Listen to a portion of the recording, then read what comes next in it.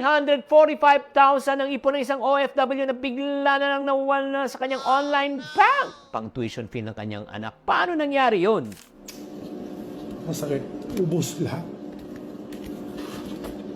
Ay grabe, nakakalungkot mong isipin na talaga pag pinaghirapan mong pera biglang mawawala, ay nako, mabubuang ka talaga. Number 1, may nakakaalam po ng kanyang password or kanyang OTP. Or pangalawa, maaari na hindi rin siya ang gumawa ng account na yan. May pinagkatiwalaan po siya kasi nga OFW at baka may gumamit at sumalbahe. Pero alam mo kung may maganda man tayong mapupulot dito, hanga talaga ako kay Mr. Cañete na nakaipon po siya ng 345,000 para sa kanyang anak. Alam mo hindi po biro yan. Discipline and dapat consistent po ang pag-iipon. Minsan, hindi talaga kita ang problema, kundi ang paghawak ng pera.